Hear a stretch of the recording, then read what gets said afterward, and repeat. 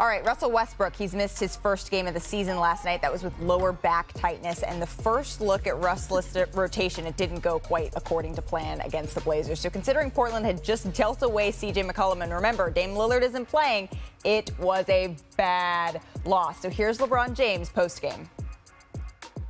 Almost feels like it's, like fog, just fog in the air, and we're all trying to see what's on the other side of it.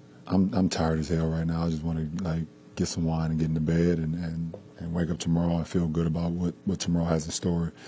And we'll see what happens. We'll see what happens as far as the deadline.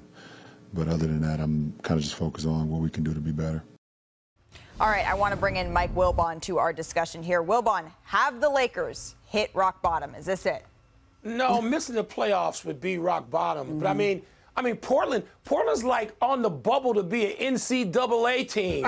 That's what they got. And the Lakers couldn't beat them. I went to bed in New York last night after, post game, and I just said, okay, the Lakers will find a way to win this game. And like 3 o'clock, I woke up and looked at my phone, and it's like they had lost that game. It's unbelievable. Talk about not being engaged. But you mean to tell me 55 games you start Russell Westbrook? And I'm not a huge Vogel critic. I'm just not, because I think he's gotten too much of it. But you mean to tell me in 55 games they couldn't figure out to bring him off the bench a few of those games? I said this on the opening night of the season. You did. Bring him off the bench. He can start, he can finish, he can play with the second unit. My God, we saw Scottie Pippen play with the second unit of the Bulls through championship teams. Don't tell me this is an insult.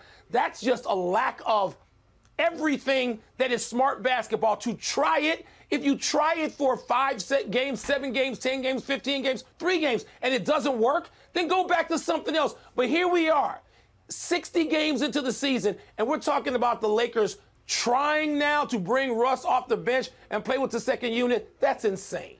Richard?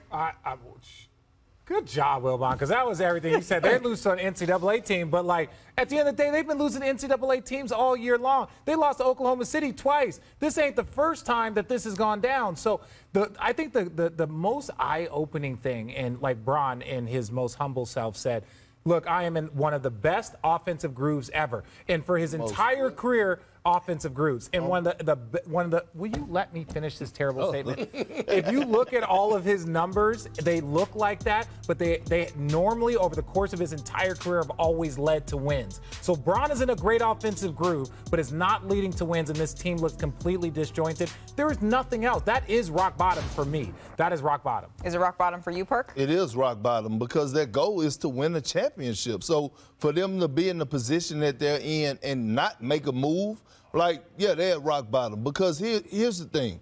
At the rate that the Lakers are going, they're going to get into the playoffs, the play-in. They're going to probably get into the playoffs. And guess what? They're probably going to see Golden State, Phoenix, or the Memphis Grizzlies and get bounced the first round. You see that right here? Look at this video. You see how Russ trying to say, hey, this, that, and that. Man, Bron ain't trying to hear that. Bron ain't trying to hear that. I don't know if Russ know Bron too well, but you got to come out here and perform, homie. I just can't get over the amount of pressure that was on the Lakers to make a move today, coming from inside the organization, from outside. I think there's I'm a little incredulous that they did make a move, but they held firm to this idea that this is our team. We are not going to go deeper into the luxury tax. We're not going to mortgage more of our future. Make it work. And this is a team that they came up with this summer. Bron, AD, Russ sat together and said, we can make this work. And the message the Lakers front office just sent to them was, you're going to have to. Well, Ramona, I think you're not the only one that's scratching your head about the fact that they did not make any move. Thanks for watching ESPN on YouTube. For live streaming sports and premium content, subscribe to ESPN+.